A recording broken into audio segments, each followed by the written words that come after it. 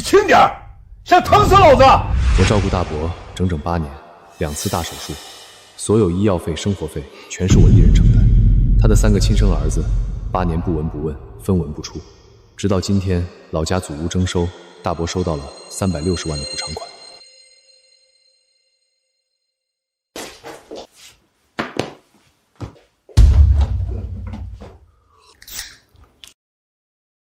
祖屋征收的360万已经全额到账了。爸，您可算熬出头了，这么多年辛苦您了。我们兄弟仨就盼着这天，能让您好好享享福。爸，您是不知道我这些年多难呀！孩子马上上学了，学费、生活费压得我喘不过气，我天天睡不着觉。爸，我创业刚起步，处处都要花钱，到处求人看脸色。我们兄弟仨就靠您拉一把了，您最疼我们了。我心里有数，老大要还房贷，还要养我大孙子，给你120万。老二家娃马上上学了，学费、补习费都要花钱，给你120万。老三刚开公司，到处都要打点，正是缺钱的时候，给你120万。爸，您太公道了，您真是我们的好父亲。谢谢爸，这下我们终于能缓口气了。还是爸最疼我们，以后我们一定好好孝敬您。大伯，这8年，端屎端尿是我，花钱出力是我。你3个儿子没管过你1天，现在360万下来，你连1分钱都没给我留。留？给你留什么？我爸的钱他爱怎么分怎么分，我们是亲儿子有继承权，你一个当侄子的也配跟我们抢？就是，养我爸是你自己愿意的，谁逼你了？现在看有钱了就想来分一杯羹，真不要脸。你1个月挣2万多，还差这几个钱？我们比你难100倍，这钱本来就是该给我们的。亲儿子，他当年重病要交几10万手术费的时候，你们在哪儿？他瘫在床上吃喝拉撒全要人伺候的时候，你们在哪儿？我32岁不敢谈恋爱，不敢结婚，不敢买房，8年工资全砸进去，问候我一句死活。沈子言，你怎么这么小心眼儿？你1个月挣2万多，也不差这点钱。你是我亲侄子，孝顺我伺候我本就是天经地义。他们是你堂哥，各有各的难处，你条件好，你就该多担待。一家人用得着这么斤斤计较吗？好，既然钱全给了他们，那养老的义务也该他们承担。你跟你的亲儿子走吧，以后你的生老病死与我无关。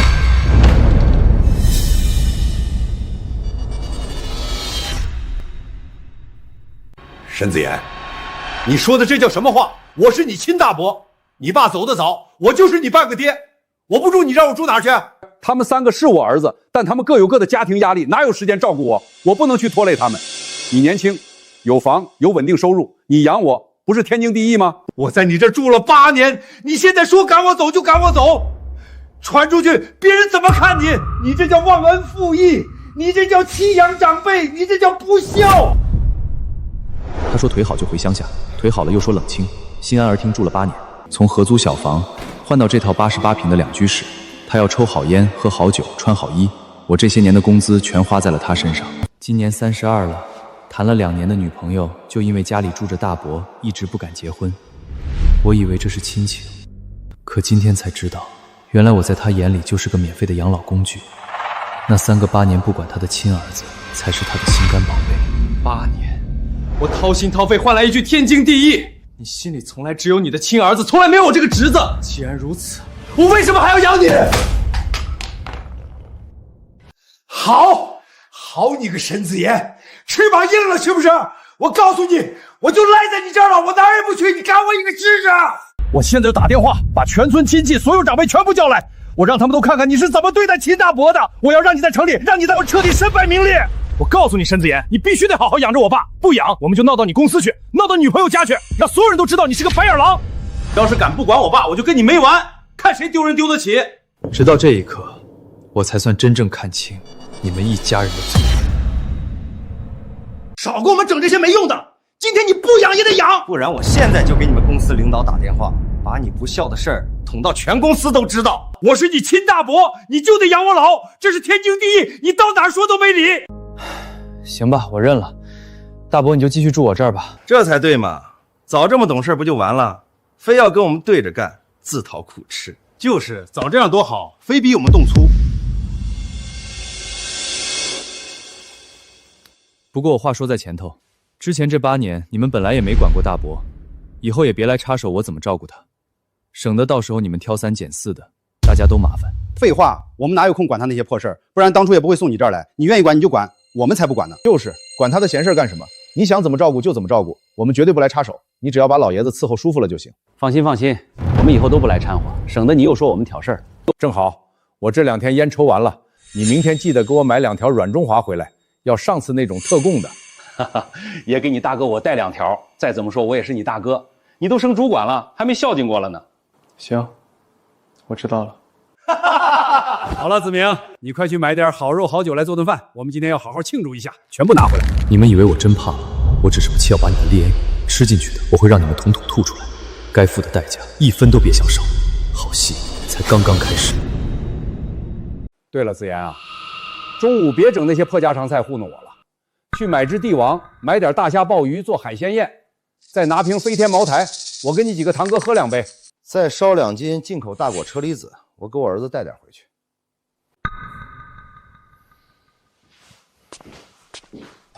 放心吧，这小兔崽子跟他爹一个德行，就是软柿子，咱们想怎么捏就怎么捏，跑不了。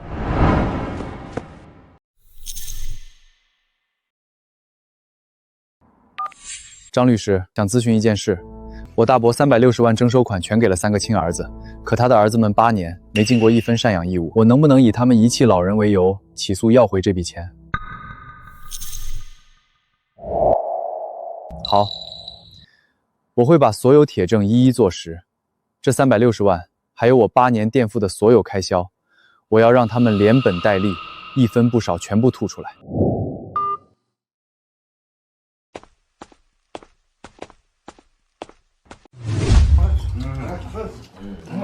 这蟹够肥，以后每周都给我买1次。还是子言懂事，以后哥缺钱了还找你要。大伯上周的复查结果出来了，肺癌复发扩散到腰椎，必须马上手术，可能要花100多万，术后大概率永久瘫痪，需要有人24小时贴身照顾。啥？100多万还要摊？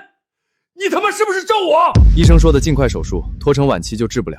我可以让大伯继续住我这儿，晚上我下班了照顾他，但这100多万我不会一个人扛，钱你们亲兄弟平摊。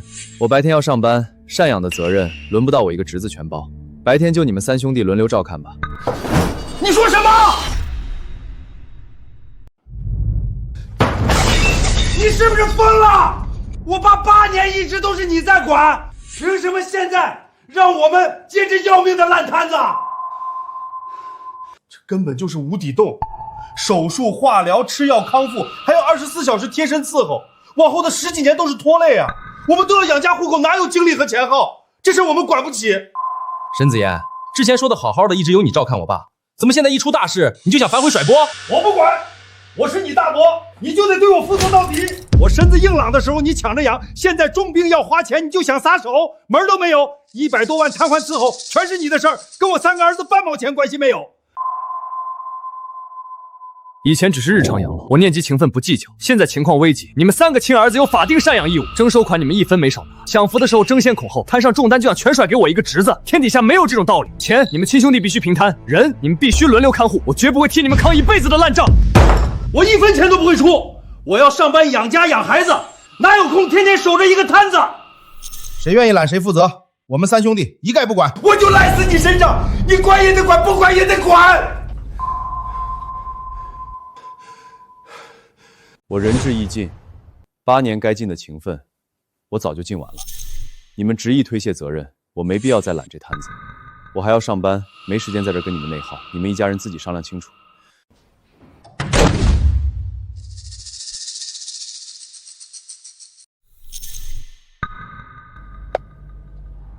鱼儿，终于上钩了。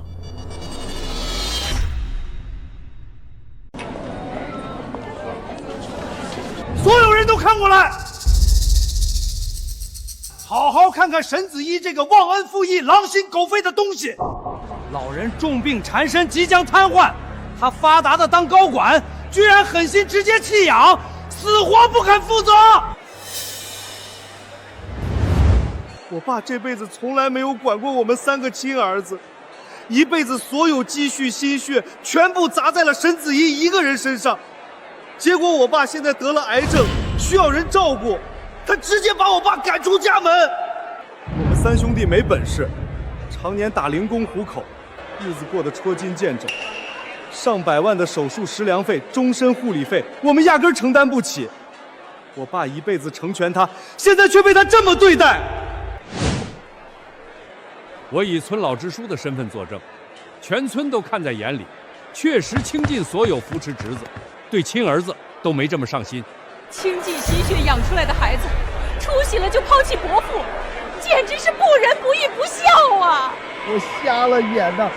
我一辈子省吃俭用，掏心掏肺护着你，养着你，我不管亲生儿子，全程全你一个。现在我重病要瘫，命都快没了，你翻脸不认人，活活要逼死我啊！我的天，真的是白眼狼啊！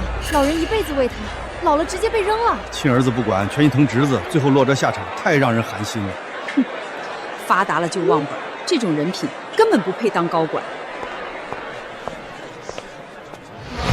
你们沈子言，你家里的破事闹到公司来，现在全公司都在看笑话，严重影响公司声誉。我给你半天时间，要么把这事解决干净，要么立刻收拾东西滚蛋。沈子言，今天这100万治疗费，老人终生照料的责任，你必须全权承担。敢不负责，我们闹到你公司开除，闹到你身败名裂。我不管你们有什么恩怨，现在立刻给我解决了。不然影响公司风评，我不光开了你，还要让你在这行永远混不下去。真是不孝，老人养他8年，发达了就翻脸。看着平时挺稳重的，没想到人品这么差。领导都放狠话开除了，这下彻底凉凉了，纯属自作自受啊！怎么着，沈子明，哑巴了？我们三兄弟打零工糊口，根本扛不住100万医药费，我爸掏心掏肺养你8年。你现在高薪体面，出点钱养老，怎么就委屈你了？好，我答应就是了。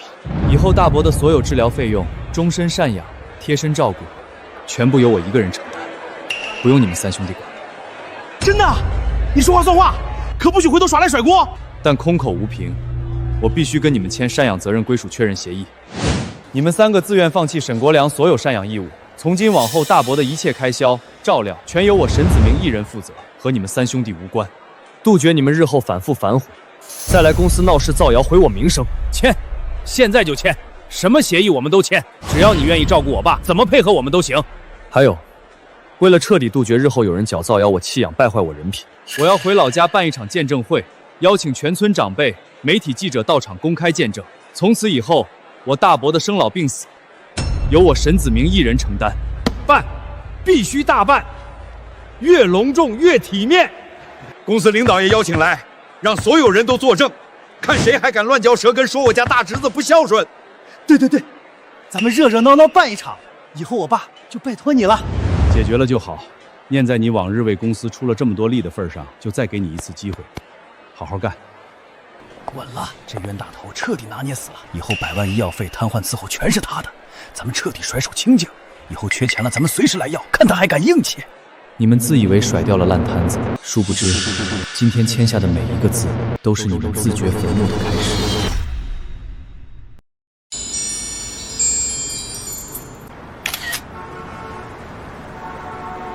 老子拆迁暴富了！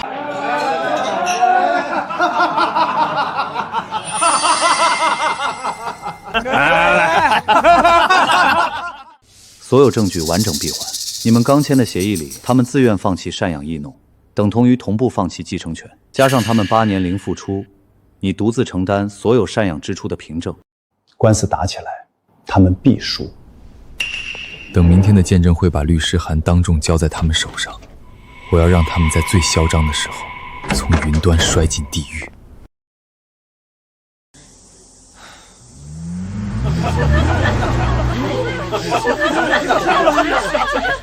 军哥，你还记得我吗？我是沈子言的同学，比你们小2届。当然记得，你不就是子言的青梅竹马吗？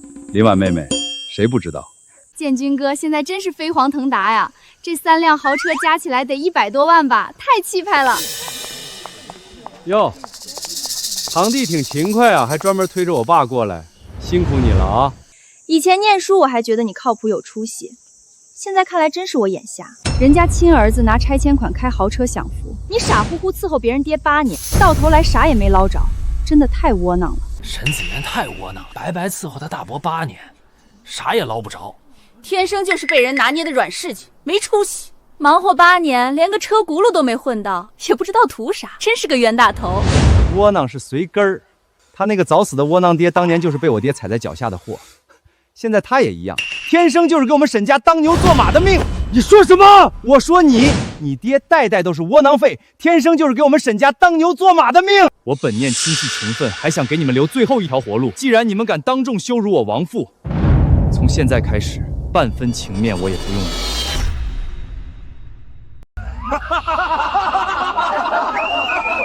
不留情面，沈子阳，你吓唬谁呢？就你现在这处境，你有资格跟我们谈情面？今天全村人、媒体记者、你公司领导全部在场，协议早就签死了。我爸的养老这辈子都是你的事儿。我们3兄弟彻底甩手，你翻脸？你敢翻脸试试？只要你今天敢摆眼色，敢怠慢我爸一丝一毫，我们立刻全网曝光恶意造势，实名举报你不孝，让你直接丢工作，行业黑名单封杀，让你在这座城彻底混不下去。你再愤怒，再记恨，再不甘心又如何？工作、名声、前途全捏在我们手里，你这辈子就是被我们拿捏死的冤大头。窝囊，你和你爹一辈子都改不了这个贱命。放狠话谁不会？真有本事你别伺候人家老爹啊！说到底就是没本事，有本事怎么会8年白白当牛马？他爹窝囊一辈子，养出来的儿子也只能给别人低头受罪。人家亲儿子吃香喝辣，他替人扛灾背锅，天生就是贱命。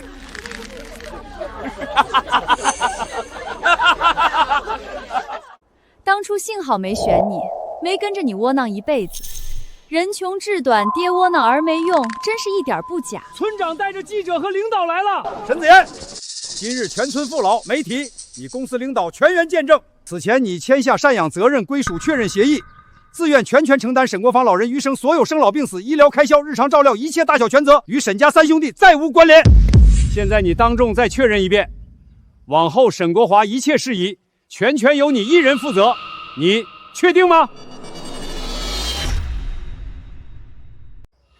我确定，往后沈国良老人所有生老病死、医疗开销、日常照料，全部由我沈子言一人全权承担。算你识相，我就知道你不敢不养我。我就说再硬气有什么用，还不是乖乖认命，这辈子你就是我们家的免费保姆，拿捏你死死的。800遍狠话放了，最后还不是低头伺候我爹。窝囊废终究是窝囊废。真丢人！这傻子，这下彻底被套死了，一辈子得给人当牛做马喽。300万亲儿子分，苦罪冤大头扛，太讽刺了。他和他爹就是天生的劳罪贱命。今天请各位前来，除了见证赡养全责，我还有一件事需要诸位共同见证。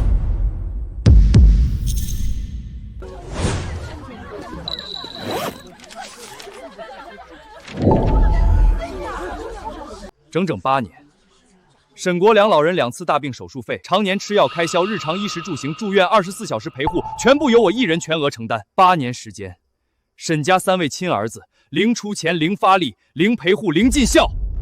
我问你们一句，我说的这些，你们认不认？是又怎么样？8年你伺候了又如何？协议白纸黑字签死了，责任归你，义务归你，你翻旧账有屁用？难不成还想让我们给你报销啊？做梦吧你！你是我侄子，伺候我不是应该的，跟我亲儿子算什么账？好，你们当众亲口承认8年弃养，从未尽孝，有全场人见证，足够了。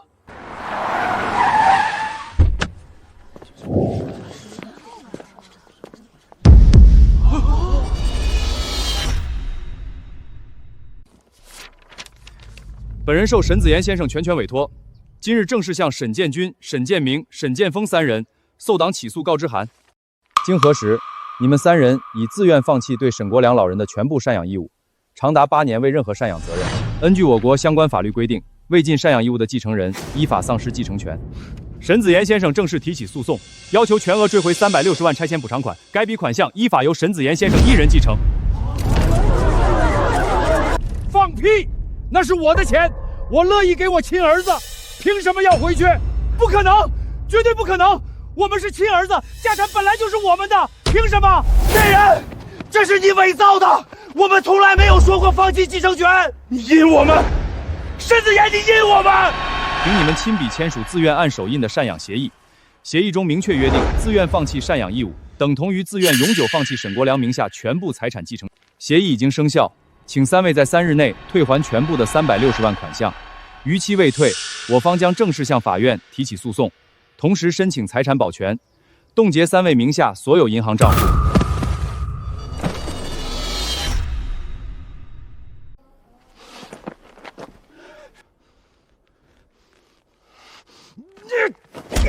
放开我！老子今天打死这个王八蛋，敢印到老子头上！别拦我，都给我滚开！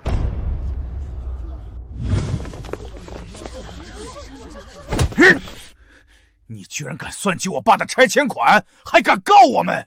沈子言，你活腻了！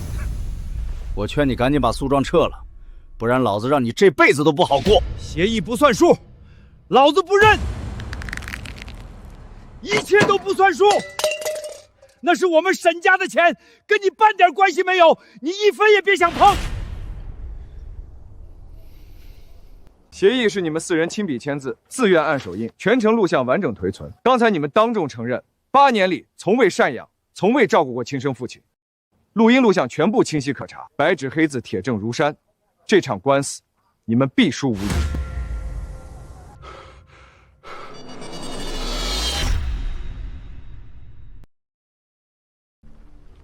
我警告你们，刚才推搡、言语恐吓、寻衅滋事已经涉嫌违法，再敢持续暴力闹事、扰乱现场秩序，我现在立刻报警，追究你们的刑事责任。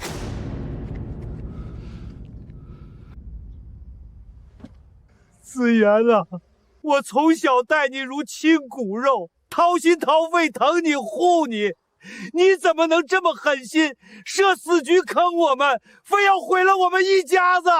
子言，我们是血脉至亲，一家人打断骨头连着筋，你怎么能这么冷血，专门算计自家人？我们就是一辈子种地的农民，没读过多少书，不懂什么合同套路，我们哪里晓得签个字就是放弃继承权？从头到尾，全是你早就算计好的圈套。我爸苦了大半辈子，就靠这点拆迁款养老养家。我们什么都不懂，本本分分做人，结果被你层层设套算计，掏空我们全家家底。现在我们一无所有，全家彻底没活路了。乡亲们都给我们评评理呀！我家娃今年刚上高中，本来指望这钱交学费娶媳妇，现在被他算计走了，我娃连学都上不起了。我们一家子老实巴交的，从来没跟人红过脸。今天被亲侄子逼到绝路，求各位父老乡亲给我们做主啊！我老婆昨天还跟我闹离婚，说拿不到钱就带着娃跑，我们家现在是家破人亡啊！都是沈子言害的。大家都看看啊，这个沈子言心机深沉，城府恐怖，早就精心布好陷阱，专门算计大伯一辈子的血汗钱，为了区钱财，不择手段坑害至亲，简直冷血无情，忘恩负义。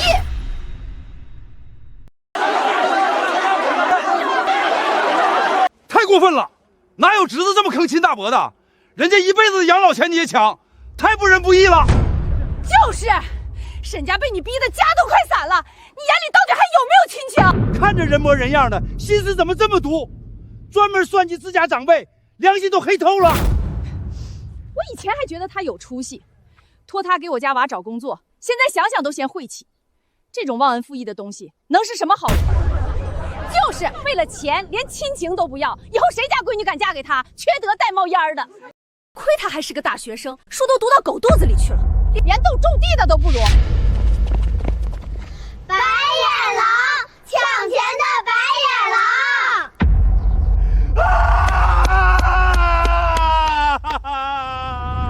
狼！懂法律有什么用？没良心，坑害人，一辈子都抬不起头。快把钱还给沈家大伯，赶紧滚出我们村儿！我们村不欢迎你这种狼心狗肺的东西。对，让村长把他从族谱里除名。我们沈家村没这种后辈。也就是说，你们全程不知情，完全是被对方设套欺骗签字的是吗？家里现在生活困难，濒临破碎，全部是因为这笔款项被算计导致的吗？是，我们真是走投无路了。沈先生，请问你真的设计套路亲大伯的拆迁款吗？你对此有什么要解释的？你照顾大伯8年，是不是早就预谋好了今天谋夺家产？你不怕受到道德的谴责吗？有村民说要去你单位举报你，你会怎么处理后续影响？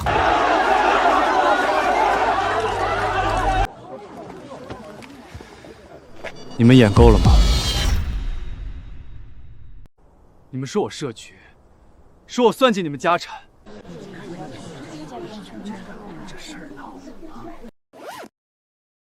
说我逼得你们家破人亡，那今天我就当着全村，当着所有记者，好好跟大家算一算，这8年，我到底为这个家，为我这位大伯，付出了什么？8年前，大伯重病摔断腿，坐上轮椅，是你们3个亲儿子齐刷刷甩手走人，是你们亲口说没时间、没钱、不想管，最后是我一个侄子把断腿的大伯接进我自己家，一养就是整整8年。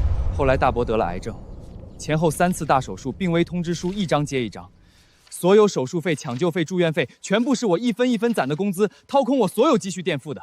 你们3个亲兄弟8年里没出过1分医药费，没签过1次病危字。大伯常年慢病，常年吃药，要抽好烟，要吃精细伙食。8年衣食住行、买药复诊、轮椅维修、贴身陪护，所有开销，全部是我一个人承担。我每个月工资到手，1分不剩，全部砸在大伯身上。我自己省吃俭用，不敢乱花1分，全部拿来填你们亲生父亲的养老窟窿。你们在家哭惨，说日子过不下去，可你们知不知道，为了照顾瘫痪大伯，我整整8年，夜夜守床，通宵陪护。我不敢出差，不敢远行，不敢断人，不敢放松。我谈了多年的女朋友，就因为家里常年躺着一个重病老人，我常年无休照顾，掏空积蓄顾家整整8年，我连婚都结不了。我牺牲我的青春、我的存款、我的工作机会、我的婚姻，替你们3个亲儿子尽了整整8年的赡养孝道。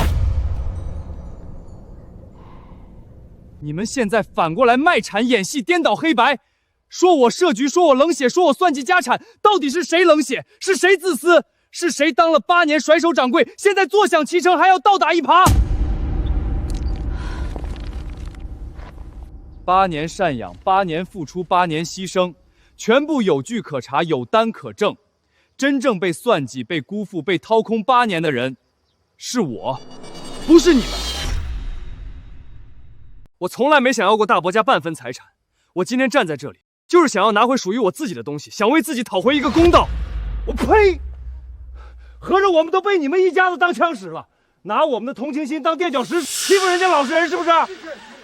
原来8年赡养全都是侄子在扛，3个亲儿子8年不管不顾，太畜生了！对啊，利用我们全村人的同情心，颠倒黑白，冤枉好人，脸皮太厚了。刚才还哭得可怜巴巴，原来是一群白眼狼假可怜，害得我们错怪子言，差点毁了人家的名声。这一家人太恶毒了，真是缺德冒烟了！自己亲爹不养，人家帮你养了8年，你还反过来讹人家钱，还有脸在这卖惨，太恶心了！我活了几十年，从没见过你们这种不孝又虚伪的东西。老父瘫痪8年，你们甩手不管，人家侄子替你们尽孝8年，你们反倒演戏卖惨，利用全村同情抹黑恩人。我今天把话放这儿，即日起暂停你们家所有宅基地申请，再敢滋事，直接从沈氏族谱除名，永远不许踏进村门。大伙说，这种忘恩负义的货色，配留在咱们村吗？不配！让他们滚出去！滚出去！滚出去！滚出沈家村！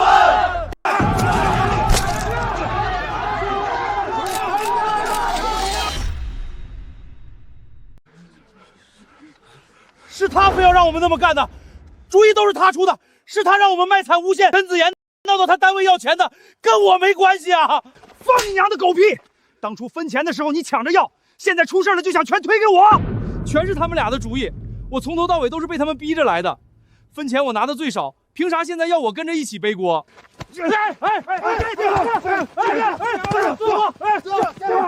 住手！你们3个孽障，丢人现眼！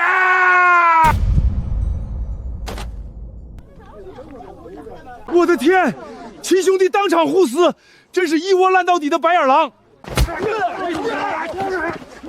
活该，自作自受，骗人卖惨，颠倒黑白，这回彻底翻车喽！真是一群废物，本来以为攀上沈建军能捞点好处，结果这么不中用，差点连累我一起幸败名裂。还好我跑得快。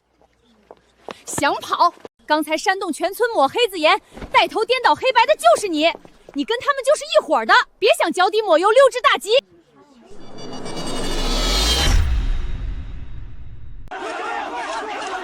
不是我没有，是我被误导了，跟我没关系，你们放开我！你少装无辜！刚才就是你带头煽动全村，颠倒黑白，抹黑子颜。最会搬弄是非的就是你，帮着恶人冤枉好人，现在想摘干净，晚了！墙头草两头倒，心眼歹毒，今天必须给子妍道歉。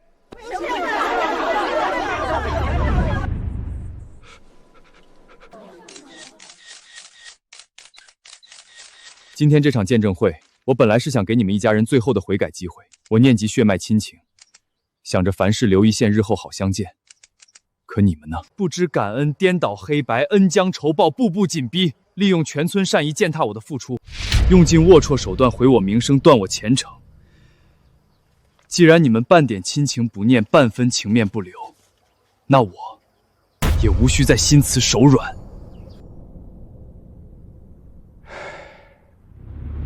我在此明确表态，大伯的养老、治疗、起居，我依旧全权负责。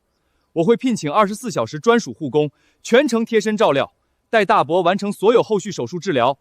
人我尽到极致，但你们三兄弟私自侵占、违规私分的每一笔钱款，一分一毫都别想私吞。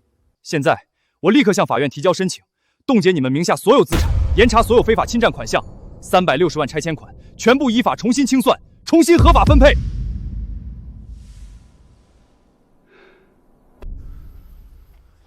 亲情已断，恩义已绝，所有是非对错，公道法理，咱们法庭见。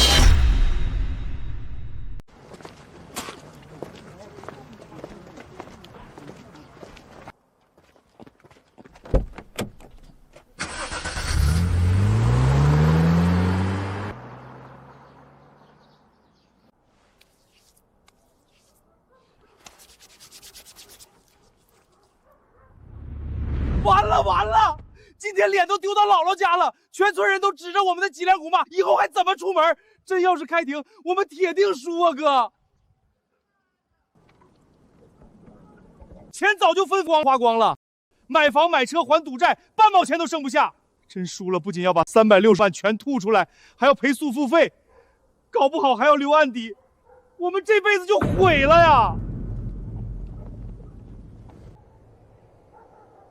我不甘心，我们是老沈家亲儿子，房子拆迁款本来就该是我们的。他沈子妍一个外人，养我爹8年就想踩着我们把钱拿走，门儿都没有。这官司我绝不可能让他赢。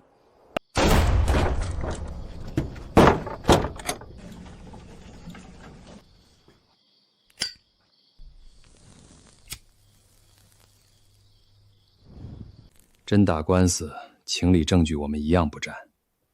正面硬刚必死无疑，但我们能玩阴的。啥办法？哥，你快说！只要能翻盘，我全都配合。沈子妍证据再多又如何？我爸始终站我们这边。他不是大肆宣扬养了我爸8年吗？那我们就将计就计，对外反咬。他8年赡养全是做表面戏，私底下虐待瘫痪老人，克扣伙食，动手伤人。明天我去县医院找熟人开带真公章的假伤情鉴定，你们俩重金买通老护工，让他出庭作伪证，我们再拍惨状视频炒全网热搜，直接定死他！虐待长辈、谋夺拆迁款的白眼狼，全网网暴，舆论压死他，逼公司开除他。他耗不起，拖不住，最后只能乖乖撤诉，求我们私了。这招太绝了，明的玩不过，玩脏的，他根本不是对手。没错，他想要公道，我们就毁他名声；他想要前途，我们就断他前程。就这么定，明天立刻动手，给我爸伪造外伤痕迹，做戏做全套。这一次，我必须把沈子言彻底搞臭，彻底搞垮。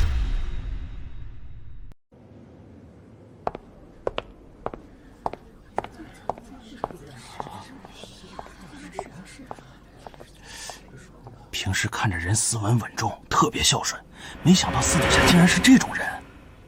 网上视频都传开了，看着也太可怕了，真不敢相信是他做出来的事儿。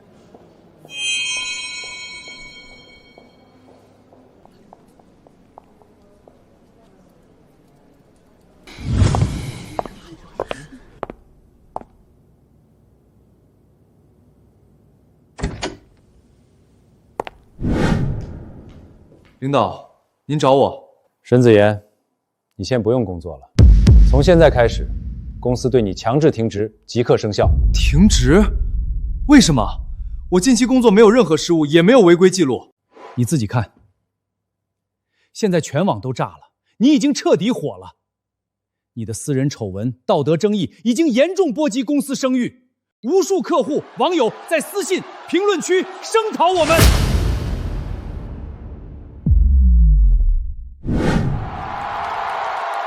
各位网友，各位好心人，我们开这场直播不为流量，不为热度，只为我苦命的老父亲讨一个天理公道。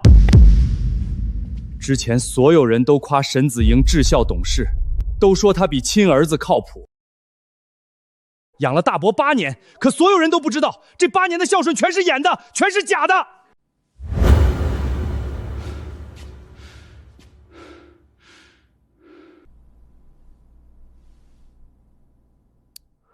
你个老不死的，再不知好歹，看我怎么揍你！我爸多次癌症大手术，身子早就弱不禁风。沈子言人前装进心善养老，人后寒冬断暖，可口餐食，让重病体弱的老人常年啃冷馒头，挨冻受祸。大家看这些旧伤，8年日积月累，全是沈子言虐待留下的证据。我爸的腿更是被他打残，终生困在轮椅上。他体弱怕拖累我们，硬生生忍了8年，受尽苛待欺凌，始终不敢更生。我们也是直到今天才知道父亲受的所有委屈。他占我家房产，盯我家拆迁款，靠着我父亲刷进全网孝顺人设，博尽名声，转头就狠心虐待重病残障老人。8年假意赡养，实则谋财害心。他就是披着孝衣忘恩负义，只为独吞360万的白眼狼。沈子言，你个白眼狼，360万拆迁款你就敢独吞？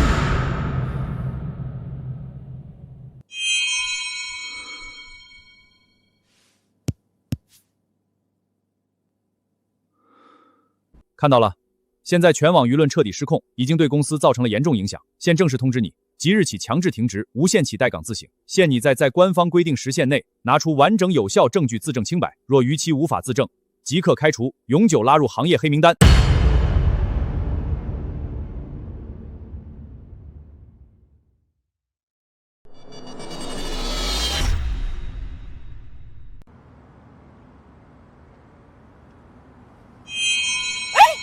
不是那个虐待老人的沈子言吗？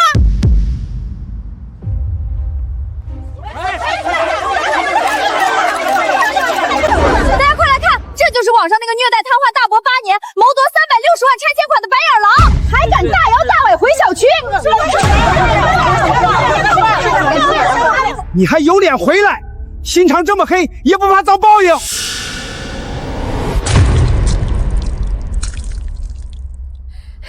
待老人的畜生，滚出我们小区！我们这里不欢迎你这种人渣！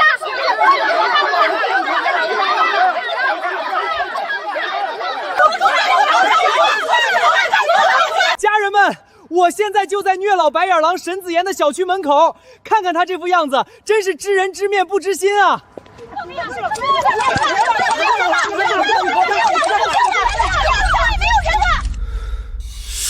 事情不是你们想的那样，法院会给公正判决的。还敢狡辩？网上证据都实锤了，法院肯定判你坐牢。你这种人就该千刀万剐！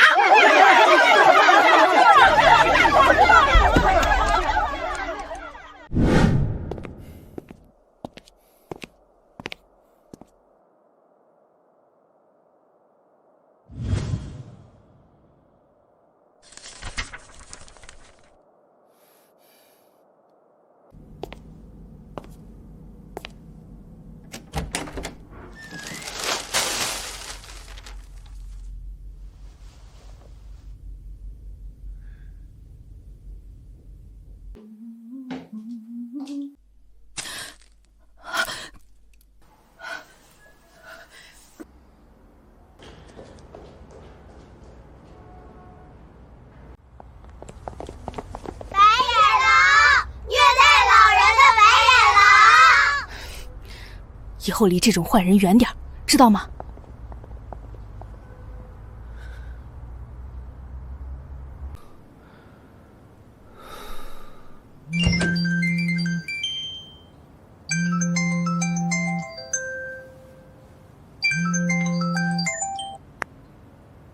子言，你快看法院公告！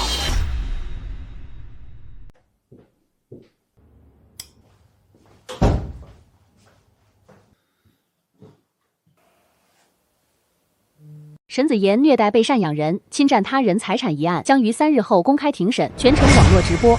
必须重判，这种人渣最少判10年，不听平民愤，支持直播，让国人万年都看看他这虐待老人的畜生是什么下场。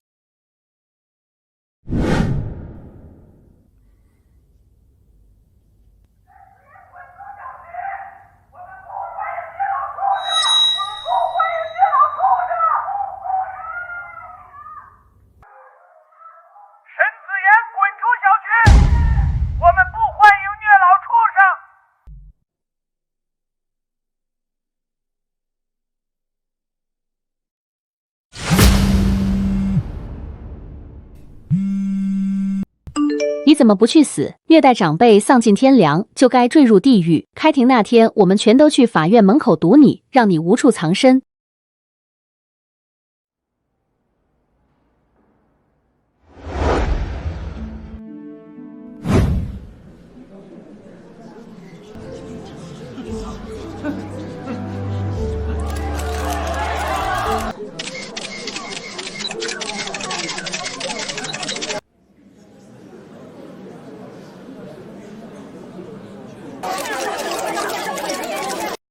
法官大人，这8年，沈子言常年克扣我吃食，稍有不顺心就动手打骂。我这条腿也是他在照料期间故意推倒我摔断，害我终身残疾。他还把我锁阳台动我，摔我手机，日日苛待，我苦不敢言。传证人。我之前在他家做护工，亲眼看到他掐沈大爷的胳膊，骂老东西活这么久浪费钱。我看不下去才辞职的，我敢对天发誓，我说的都是实话。我承认伯父身上确有伤痕，但这些多是早年旧疾与自身磕疼造成，有伤不等于我施暴。你们要指控我虐待，就拿出能锁定我是施暴人的直接证据。不会有反转吧？这是具备法律效力的司法鉴定。报告明确认定，我父亲身上的挫伤、色素沉淀与腿部残疾，全部形成于沈子言照料的8年里，完全符合长期虐待特征。再加上虐待录音、受害人陈述，人证物证铁证俱全。这份鉴定并未核实伤情真实声音，老人旧伤本就存在，你们只是强行嫁祸。沈子言，少在这嘴硬狡辩。我们证据齐全摆在台面上，你呢？除了张嘴否认，拿得出半点能反驳的东西吗？法庭靠的是真凭实据，不是你凭空瞎扯。拿不出证据，你说再多都是恶意抵赖。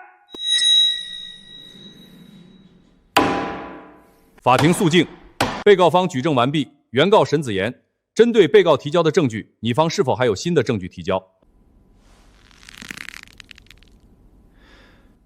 目前无新证据提交。经本庭审查，被告证据链完整有效，原告当庭未能提交相反证据佐证自身抗辩主张，举证不能，应承担不利法律后果。现在当庭宣判，原告人沈子言虐待被赡养人事实成立，侵占他人财产事实成立，判决如下：一、360万拆迁补偿款全部归原告沈国良所有。2、原告人沈子言承担本次庭审全部诉讼费用。3、针对虐待事实，择日宣判刑事处罚结果。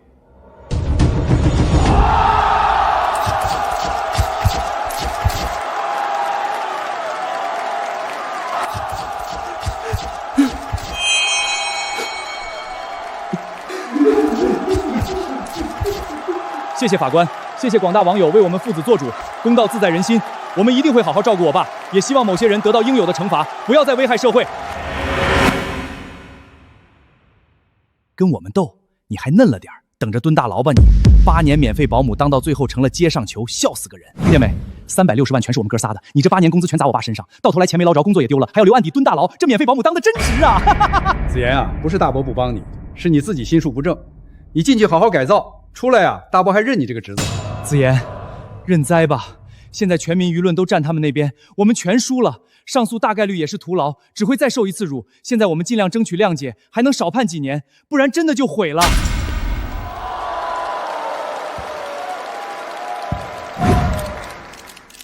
我不服。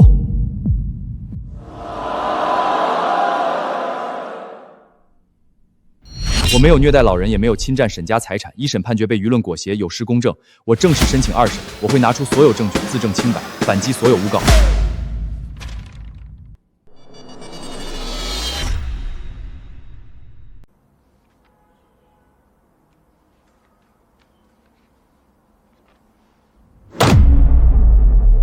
那小兔崽子居然还敢上诉，真以为自己翻得了天？2审咱们再补点证据，直接把他钉死在虐老的耻辱状上，我就不信按不死他。就是现在全网都站我们这边，他上诉就是找死，正好趁这波热度还没散，多开几场直播哭哭惨，既能让网友更恨他，还能捞不少打赏，一举两得。昨天第1场直播，打赏加带土特产的佣金，直接赚了20万，比咱们干3年活赚的都多，这钱来的也太容易了。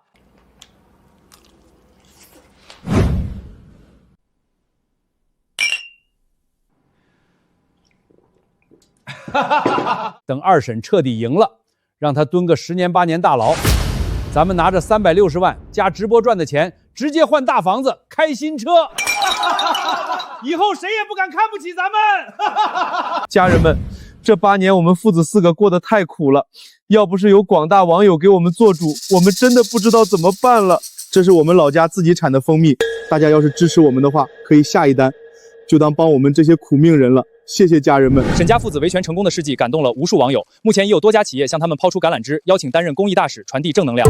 2审我们一定会继续追责，一定要让沈子燕得到应有的惩罚，给所有受虐老人讨一个公道。观众朋友们，沈家父子的维权行动引发了全网的高度关注，舆论一边倒的支持他们讨回公道。建军啊，你们可给咱们沈家村长脸了，以后有什么事尽管跟村里说，村里全力支持你们。沈家父子维权成功的事迹感动了无数网友，目前已有多家企业向他们抛出橄榄枝，邀请担任公益大使，传递正能量。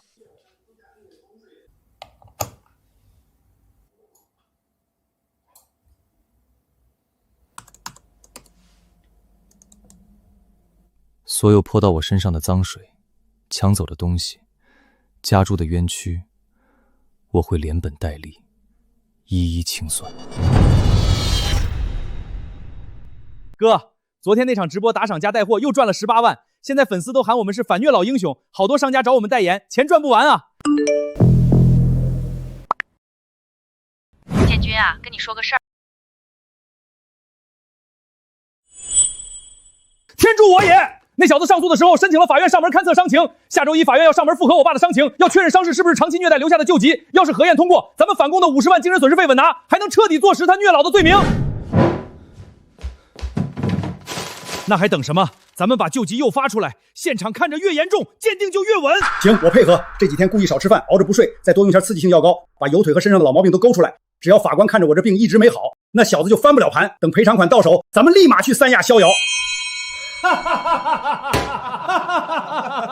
所有人都以为我现在在急着自证清白，所有人都以为我会陷入无休止的自证陷阱，被舆论、被判决、被流言耗死，但他们都错了。真正的翻盘，从来不是自证无罪。与其到处找证据证明我没做过，不如让他们自己把罪证递到我手里。贪心，就是他们给自己挖的第一个坑。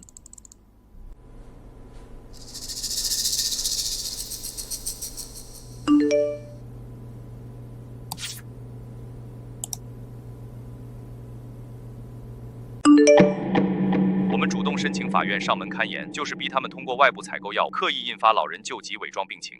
这些采购记录、出入记录，再结合后续法院上门时的勘验，足以印证他们为迎合虚假鉴定，蓄意伪造受害状态。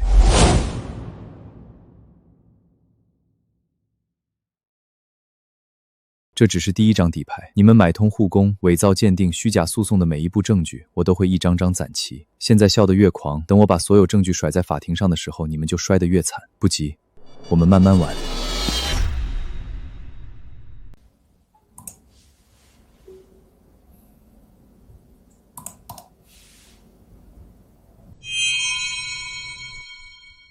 等下医生处理完这伤，咱们就拿去做鉴定，到时候改下鉴定时间，就说是沈子怡之前打的。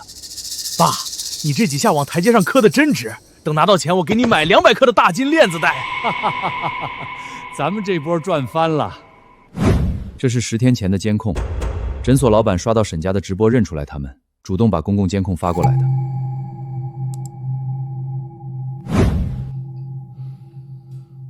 这条视频他们对外说是3年前拍的，证明你长期苛待老人。我找了专业机构做了检测，视频里的电视播的是今年才上的新综艺，视频原数据的创建时间被人为篡改过，实际拍摄时间就是一审开庭前1周，实锤是摆拍造假。还有最核心的伤情鉴定漏洞，我托人找到了鉴定中心的原始存档存根，他们提交给法院的版本把15到30天新伤篡改成了7、8年陈旧性存伤，公章是真的，但内容被改了。这个存根盖了官方档案章，直接能锤死他们篡改证据的核心轨迹。所有证据链已经完全闭环了，没有任何漏洞。开庭当庭提交，一审判决必翻。沈家父子4个加上作伪证的护模、诬告陷害、虚假诉讼、伪造证据数罪并罚，2审咱稳赢了。让他们多蹦跶几天，现在有多嚣张，到时候摔的就有多狠。欠了我的，我要他们连本带利一起还。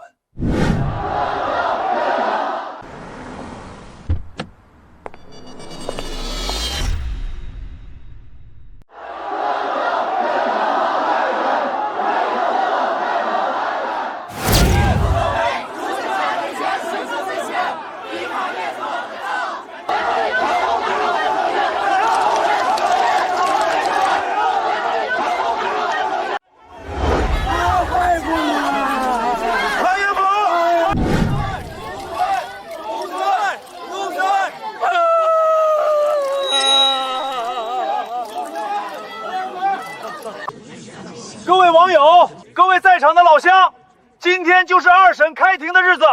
我们今天来这么多人，就是要让法院看看老百姓的态度。这种虐待老人8年的白眼狼，不判10年以上就是不公平。要是法院敢偏帮他，我们就天天来门口闹，闹到他被重判为止。我们就是要替天行道。所有支持我们正义维权的家人们，扫这个码捐款，1块2块都是心意。我们拿这些钱当反虐老公益基金，后续还会开直播给大家看明细。今天捐款的都能进我们的粉丝群，实时跟进判决结果。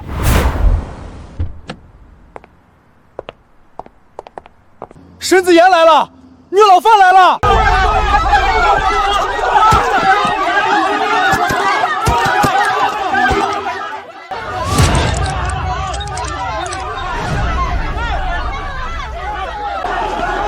等下我们凑上去故意碰他，他敢躲就直接倒，拍下来当庭给法官看，就说他开庭前还报复我们殴打老人，直接让他败诉。让开让开，我要跟这个虐老犯讨个说法。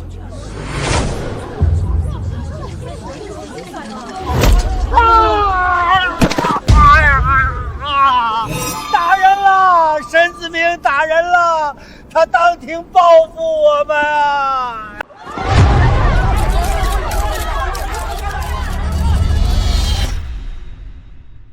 我的腿断了，骨头碎了，他报复我，他开庭前还敢动手打我这个老头子，8年打不够，今天还要当庭行凶，天理何在呀？大家都看见了，全网都录下来了，我们只是想来法院讨公道，他居然当众动手报复，开庭之前都敢暴力伤人，这8年虐待绝对千真万确，你好大的胆子！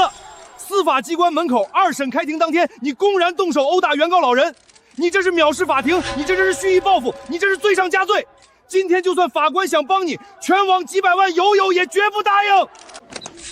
所有在场乡亲，所有直播间家人看清楚，这就是沈子言的真面目，人前4分体面，人后凶狠暴虐。1审输了怀恨在心，2审开庭之前当众暴力报复受害老人，这已经不是简单的虐老了，这是恶性行凶，挑衅大众，太嚣张了！当庭行凶，必须重判，严惩到底。大家不要被误导，刚刚是对方主动碰瓷冲撞。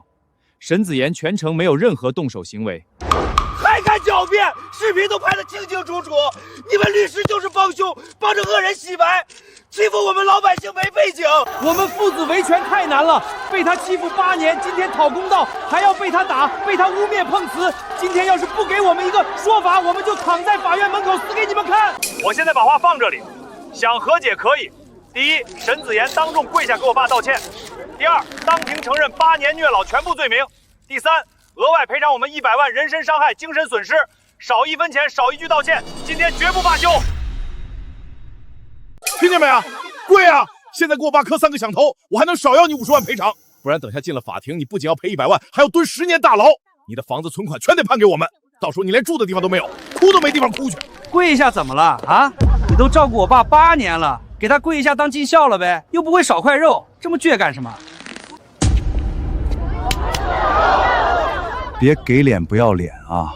现在跪我们还能饶你点，不然让你全家都跟着你丢脸，让你爸妈在地下都抬不起头。跪下道歉，严惩虐老犯。你们靠碰瓷造假、舆论活挟逼我下跪认错，笃定我百口莫辩，必输无疑。但你们今日施加的每一次羞辱，每一次构陷，未来都会变定死你们的罪证。我绝不跪，绝不认，绝不妥协。法庭之上，我必翻盘。请双方当事人立刻停止喧哗。2审庭审即将开始，请原被告双方马上进入法庭。所有争议，请在庭审过程中依法陈述。你死定了！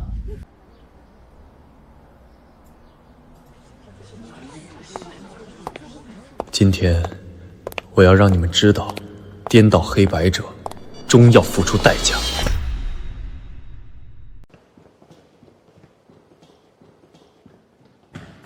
子言，等一等。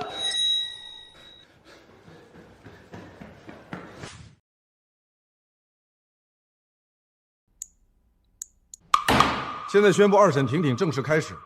首先核对双方当事人身份信息，确认无误后，请问双方是否有新的证据需要当庭提交？法官，我们没有新证据，但是之前提交的所有证据已经完全坐实被告虐老、侵占财产的事实。我们请求法院维持1审判决，驳回原告上诉请求，从严从重判处。法官，除了前几日提交的完整证据链之外，我这边还要临时补充提交一份核心辅助材料。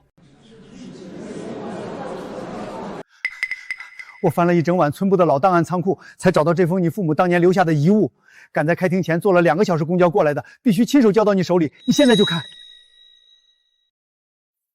村长，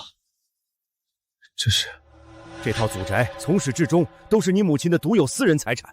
你父母走的时候你太小，村里就让沈国良暂时帮你代管房子，保管手续。说白了就是暂住。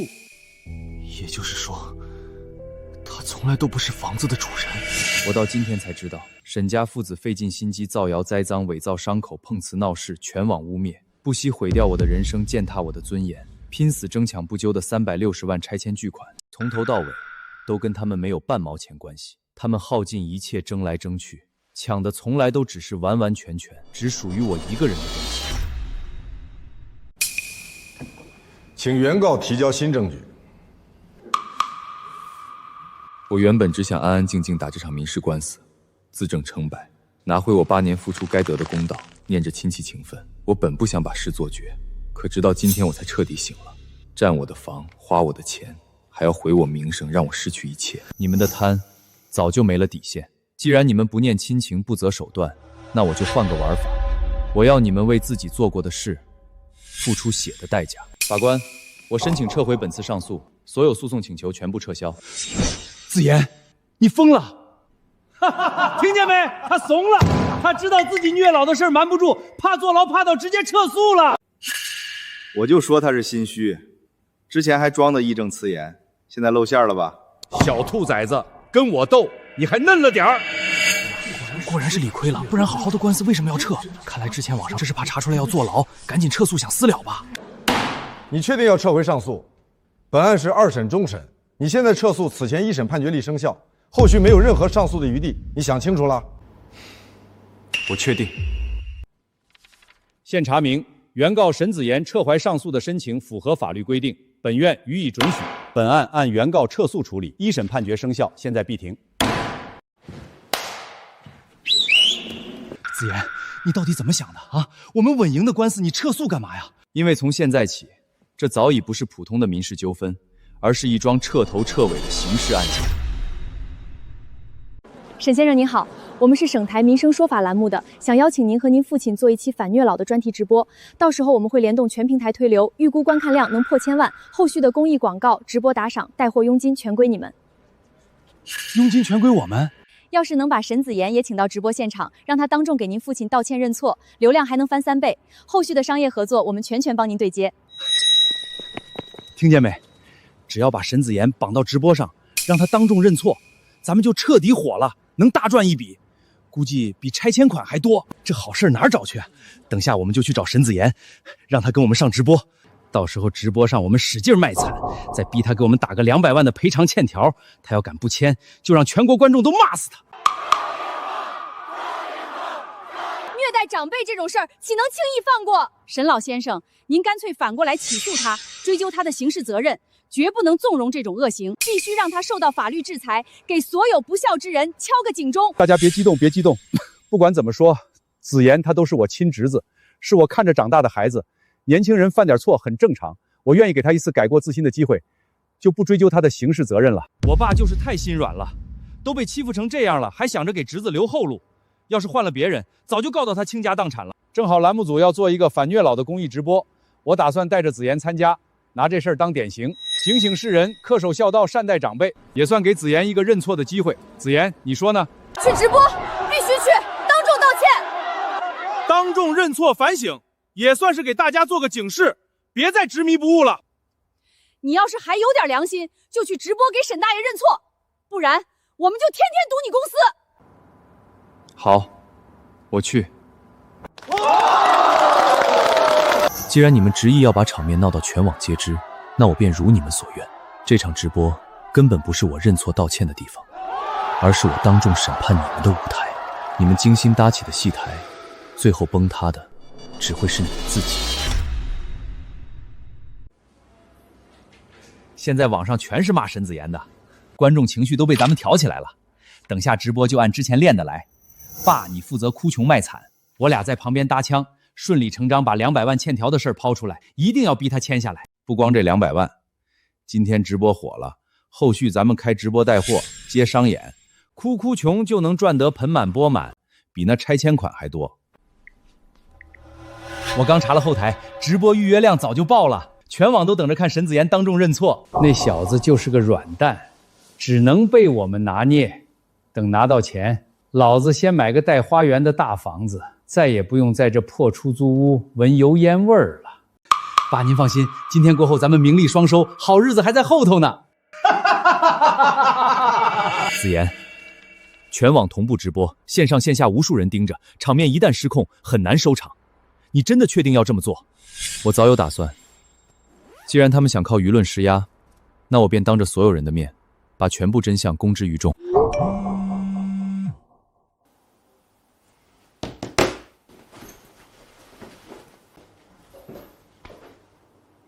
时间不早了，我们出发。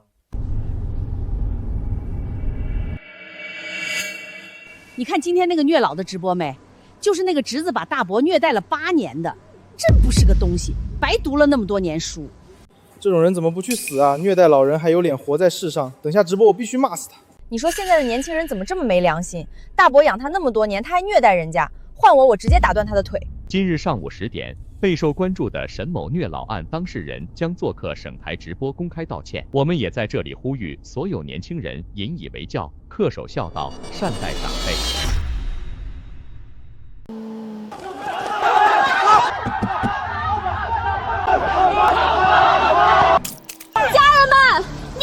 已经到现场了，你们看他敢不敢出来？赶紧把必须道歉打在公屏上！滚出来，给沈大爷道歉！你这种人不配活在世上。要不咱们走后门吧，这也太乱了。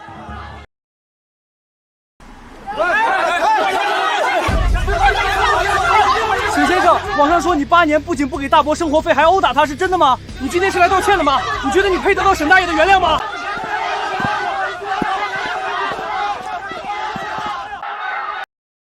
你们看这个虐待老人的畜生，跟咱们还是一个村的，真丢人！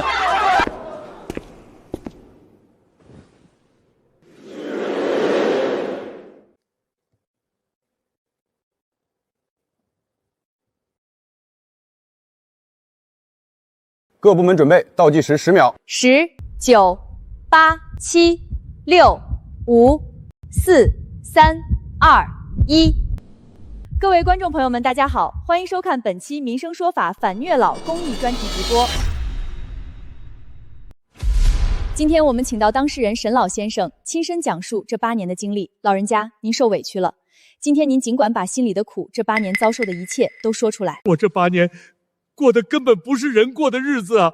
寒冬逼我用冷水洗衣，双手冻得溃烂，常年吃不饱饿肚子，稍有不顺他心意就对我打骂羞辱。我这条残腿就是被他狠心推倒摔废的。我辛辛苦苦养大他，到头来竟养出这么一个忘恩负义的白眼狼。我一把年纪，半身不遂，没劳动力，没依靠，只能任由他拿捏欺负。我这8年都不知道怎么熬过来的呀！今天我们不求别的，就要求他当着全国观众的面给我爸下跪道歉，并且赔偿我们200万精神损失费，这是他欠我们的。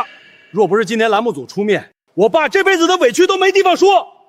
他就是看我爸祖宅拆了有360万，想把钱全吞了，还要饿死我爸。太不是人了，连老人医药费都不给交，简直畜生不如，必须坐牢。沈子言跪下道歉，给老人家赔罪。沈子言，沈老先生一家的控诉有证据佐证，全场和全网都听得真切。面对虐老指责与老人的血泪控诉，你还有什么要辩解的？我无需辩驳。你们此刻的愤怒、指责、唾骂，看似站在道义一方，实则早已被精心编织的苦情戏裹挟。他们利用大众对弱者的怜悯，消费人们的善良，用眼泪伪装委屈，用伤痕编造苦难，靠着肆意煽动的情绪颠倒黑白，构陷栽赃。今天我手中的这些铁证，就是撕开这场骗局的利刃。是非对错，就让真相当众定论。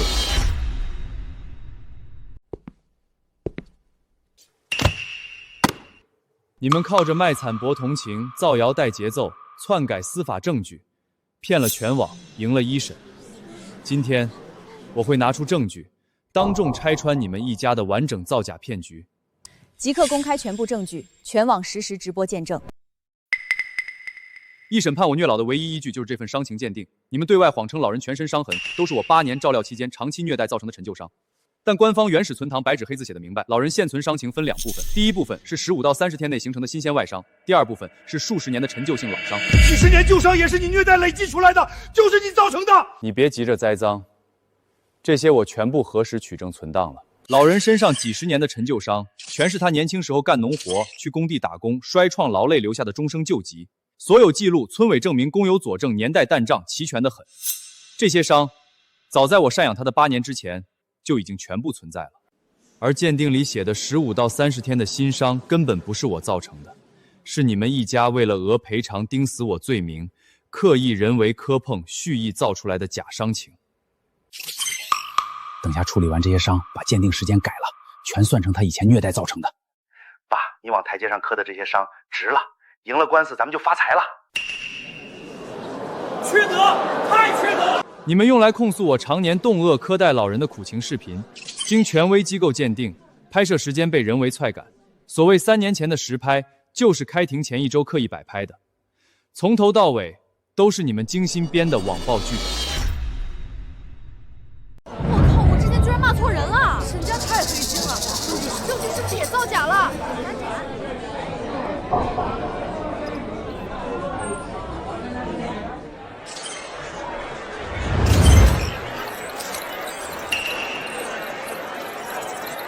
我申请法院上门复核伤情，你们心里有鬼。为了援助假鉴定，你们故意让老人节食、熬夜，用药物刺激身体，人为诱发旧疾反复，故意演出身患重病、常年受虐的假象。法院上门看到的惨状，不是我虐待的后遗症，是你们短期刻意折腾、演戏造假的结果。几十年误工旧伤与我无关，近期人为新伤是你们自造，病情反复是你们药物诱发。苦情视频是你们摆拍，鉴定文书是你们恶意篡改。为了360万拆迁款，你们联手演了一场8年虐老的大戏，栽赃陷害日夜照料伯父的人。你们今天所有的泪水与委屈，从头到尾全是骗局。你胡说！你血口喷人！都是你伪造的！你为了逃赡养责任，什么都编得出来。你们以为这就是全部真相？真正的清算还远远没有结束。你们别信他的鬼话，那些证据都是他拼出来骗人的。我实打实被他虐待了8年，我这一身病，受过的冻，挨过的饿，能有假？他要是真孝顺，我能落得半身不遂的下场。各位观众网友们，我爸老实了一辈子，从来没说过谎。他一把年纪拖着病体赶来直播对峙，凭的就是实打实的委屈。他找再多假证据，也抹不掉我爸8年受的苦。他就是想洗白自己，大家不要相信他。每家赡养老人8年，老人能一身是伤，他就是仗着年轻会造假，欺负我爸残疾年迈。求大家别被他骗了。说实话，老人看着真的太可怜了。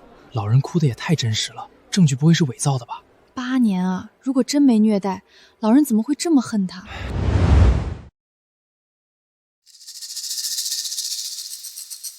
沈子言，你是否还有其他证据回应现场与全网的所有质疑？你们一直说是我亲手推了伯父，导致他断腿瘫痪。今天我就当众撕碎你们满嘴的谎言。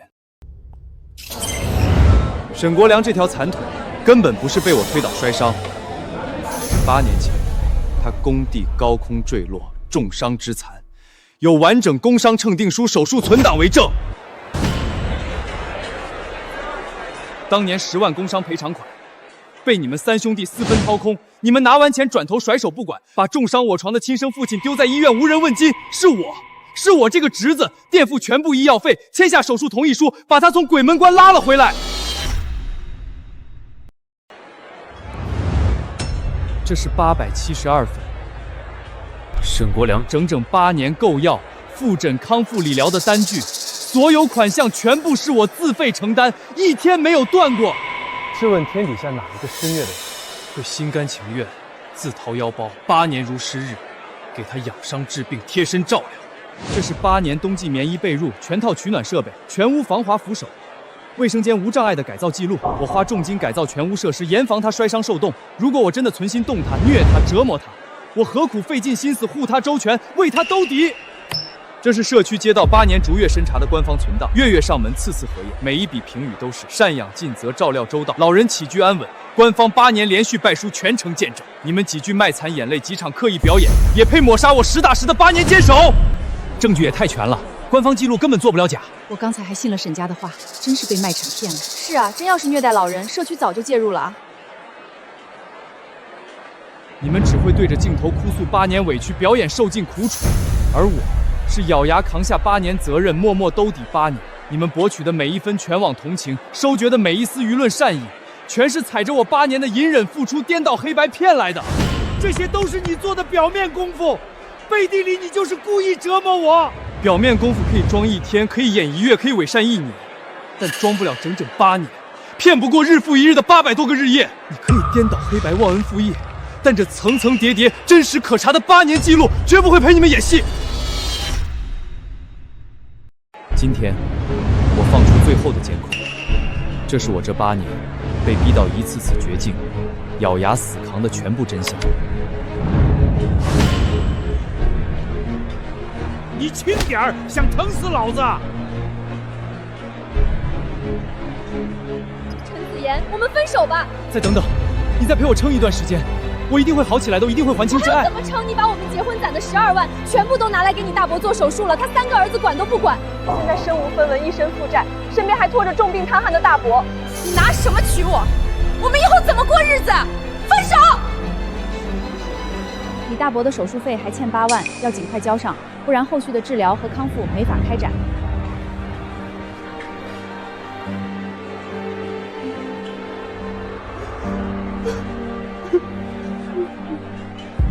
大伯，你放心，不管我多难，你的手术费我一定给你凑齐，我绝对不会丢下你不管。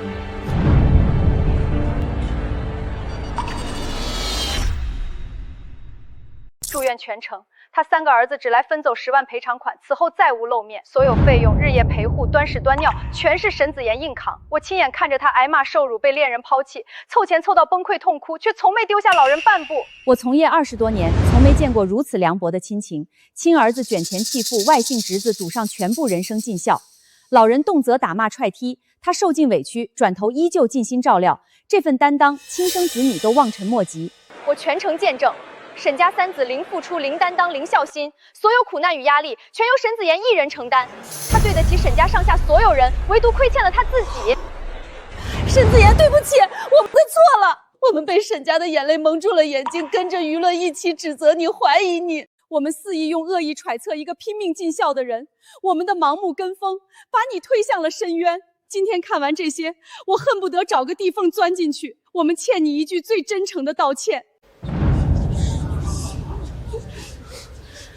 沈家父子，你们还要不要脸？拿完赔偿款对父亲不管不顾，任由侄子倾尽一切替你们尽孝，转头还要倒打一耙，污蔑恩人虐待老人。你们披着亲情的外衣，干着最肮脏龌龊的勾当，简直狼心狗肺。我们被你们精心编排的戏骗了，错把豺狼当成弱者，把隐忍的好人当成恶人。我们之前对你的每一句指责，都是在往你心上捅刀子，真的对不起。8年忍辱负重，赌上爱情积蓄人生去照顾一个毫无感恩之心的老人。你们3个亲生儿子躲在背后坐享其成，最后要抢拆迁款毁掉他的人生。像你们这样忘恩负义的东西，根本不配为人子女，不配活在世上。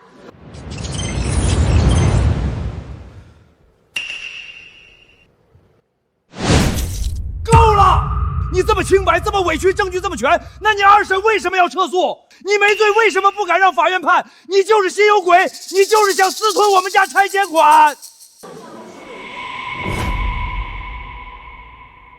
沈子妍先生，我相信这也是现在所有人都想问的问题。你明明手握全部铁证，明明可以当庭彻底洗冤，胜诉翻盘，那你2审为什么选择撤诉？沈国良、沈家军、沈建明、沈建峰，我们接到报警，你们4人涉嫌非法侵占巨额私人财产，以及捏造事实诽谤、伪造证据诈借等多重罪名。现在依法传唤你们4人配合调查，请跟我们走一趟。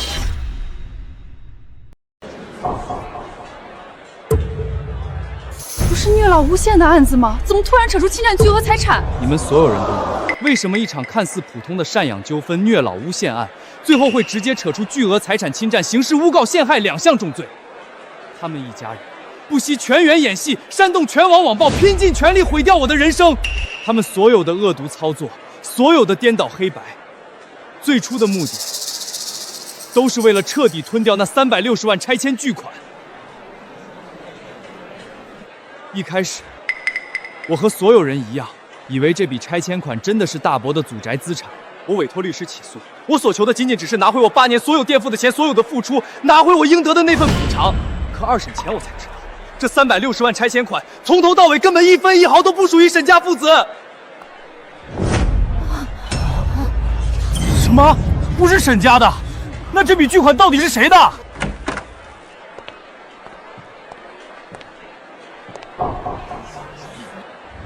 各位，我今天带来了这套祖宅全套的原始存档。这套赔付360万的拆迁祖宅，产权、遗产、归属权，100%属于沈子妍已故生母的个人婚前财产，和沈国华和沈家3兄弟没有半分关系。既然是沈子妍的遗产，那为什么沈子妍本人不知情？为什么最后拆迁款全部落到大伯一家人手里？ 20年前，沈子妍父母双亡，沈子妍还在上学，沈国良主动找到村委会，以亲伯父身份自愿申请代为托管未成年孤儿的房产与遗产。村委官方备案存档清清楚楚，仅代为看管、代为打理。可沈家一家白白代管房产，坐享多年红利。拆迁巨款到账后，贪心彻底泯灭人性。为了彻底霸占孤儿遗产、洗白侵占行为，他们全家布局，全员作恶。 不惜构陷救命耕人，只为名正言顺吞到这360万巨款。太歹毒了，从头到尾就是一场谋财害命的阴谋。我们被假眼泪骗得团团转，错帮恶人网暴最无辜的孩子，恩将仇报，贪财作恶，丧尽天良。你们所有人都问，我二审手握铁证，完全可以民事胜诉，彻底洗白。为什么偏偏选择臭诉？因为这是一场刑事犯罪。我8年掏心掏肺，端屎端脑，倾尽积蓄，赌上爱情青春。我善待长辈，坚守良知，步步退让。可你们披着亲情外衣，行豺狼恶事。为了吞掉我母亲留给我的唯一遗产，你们伪造证据，颠倒黑白，煽动全网舆论，毁掉我的名声，摧毁我的人生，企图用我的善良成全你们的贪婪。你们以为编造一场虐老变局，网暴我一人，就能洗白你们侵占孤儿巨额遗产的重罪？我今天当众告诉你们，痴心妄想，铁证如山，真相昭雪。你们的所作所为早已跳出民事纠纷范畴，是触犯国家刑法必须坐牢的刑事犯罪。诬告陷害、蓄意诽谤、巨额侵占、蓄意构陷，桩桩件件，证据确凿，罪无可赦。我之前不发声、不爆发，不是懦弱，是我一直在取证，一直在布局，一直在等待真相大白的这一天。从今日起，所有隐忍结束，所有退让终止，情分彻底断绝，罪责全盘清算。等待你们一家4口的，没有和解，没有退路，只有法律最公正、最严厉、最彻底的刑事严惩。你们终将身败名裂，锒铛入狱，一无所有，永世遭唾骂。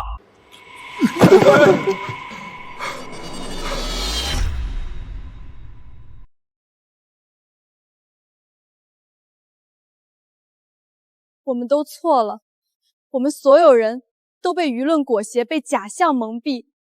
我们只听了一面之词，就肆意用恶意、用谩骂、用网暴去伤害一个默默尽孝、最无辜、最善良的人。如果今天真相不被揭开，如果今天没人替你洗白，我们这一辈子都会活在错误的偏见里，是我们的盲目跟风，差点彻底毁掉你的人生。如果善良换来的都是无温饱，都是倾家荡产，那以后这世上还有谁敢选择善良？对不起，沈子莹，我们代表所有曾经误解你、伤害你的人，跟你郑重道歉。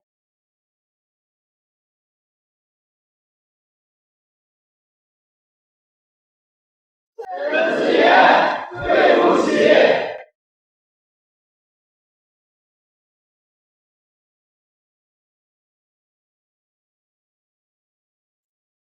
真正有罪的是他们！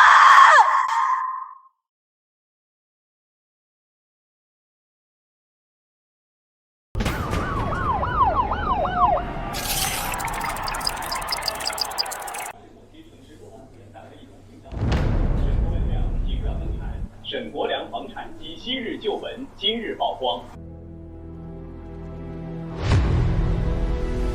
传授火命的山水，莫有心在世人之斩压。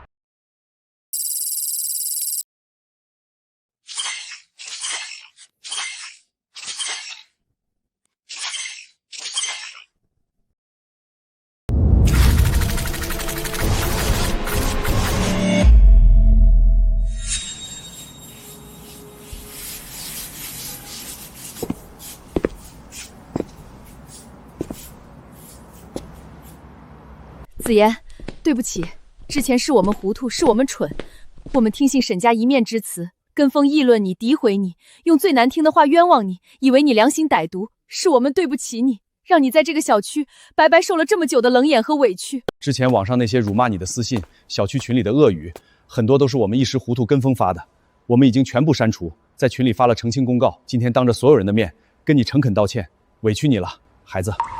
没关系，都过去了。沈子言同志，之前公司听信网络谣言，受舆论管挟，对你产生误解，对你降职冷待，刻意打压，是公司的失职。如今真相全网大白，你是被冤枉、被网暴、被恶意构陷的好人。公司经过郑重研究，即刻恢复你所有职位、薪资待遇，破格升任你为技术部主管，薪资翻倍。之前欠你的工资和奖金我们也核算好了，下周就能打到你卡上。我代表公司向你郑重道歉。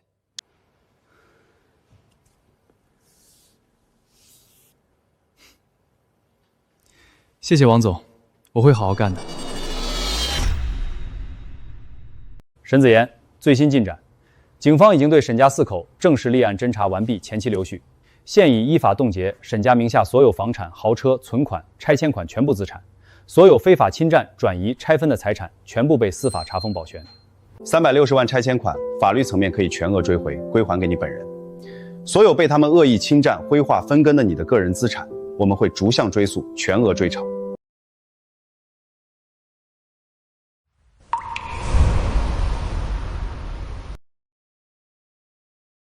妈，你看到了吗？我们的房子终于能拿回来了。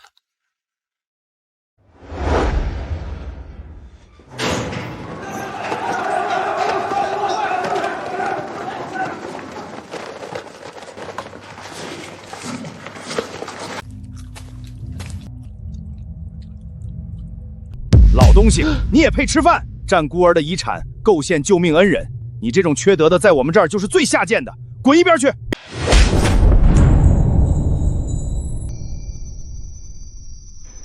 建军、建明、建峰，你们救救爹呀！给爹分一口吃的也行，爹快饿晕了。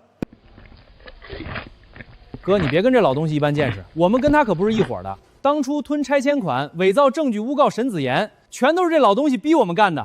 他是主谋，我们都是被他胁迫的。就是，这老东西偏心，360万他自己拿了200万，给我们仨每人才分了几十万，我们早就看他不顺眼了。哥，你要是气不顺随便打，我们绝对不拦着。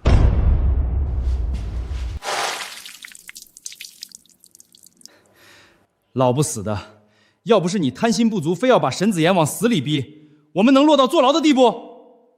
你就是个害人精，活该被打！我养出你们3个白眼狼，我为了你们贪心敛财，为了你们害人构陷，我亲手辜负了真心待我8年、尽心伺候我的沈子言，我这辈子真是蠢到家了。你还有脸说？要不是你非要赶尽杀绝，我们能丢工作，能离婚，能坐牢，你自己找死，别拉着我们垫背。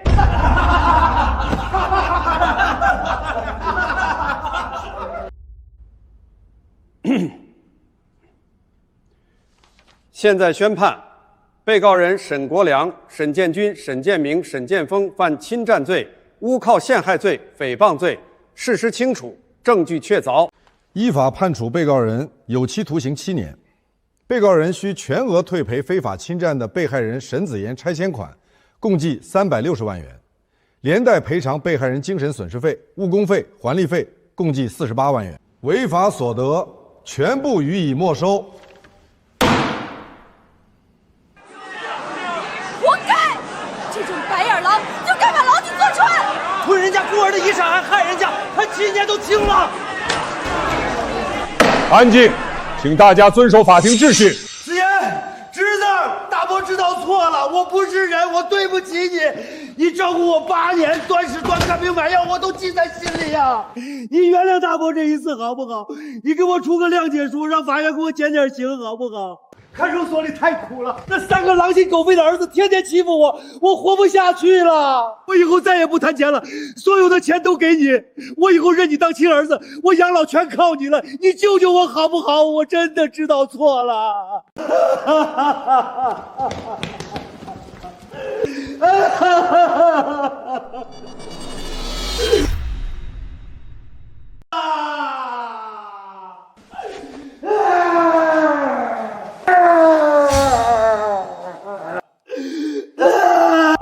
你不是知道错了，你只是走投无路了。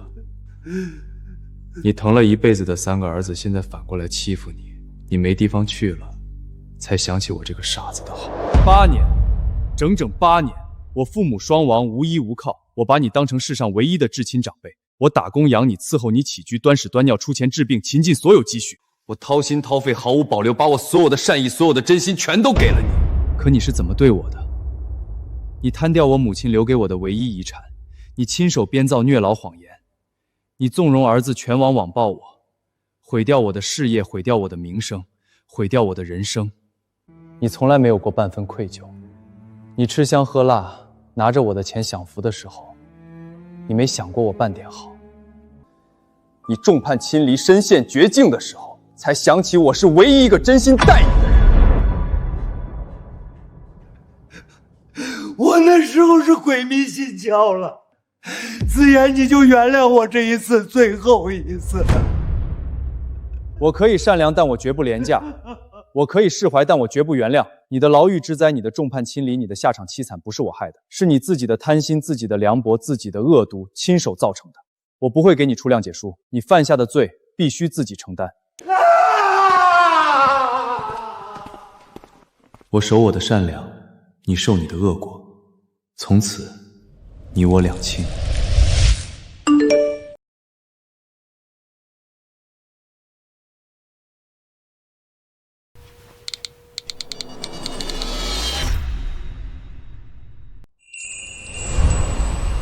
小沈啊，你每个周末都来陪我们这些老太婆，真是个好孩子，以后肯定有好报。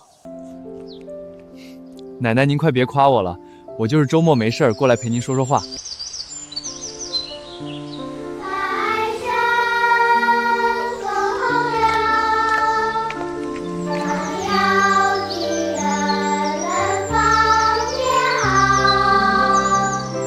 沈先生您好，我们是民生频道的记者，之前您的案子全网都很关注，您曾倾尽8年真心善待亲人，最后却惨遭背叛，被人构陷，被全网网暴，受尽人间恶意。很多网友都想问，经历过这么极致的伤害与背叛，为什么您没有选择憎恨世界，反而依旧愿意持续温暖他人，帮助孤寡老人，坚持释放善意？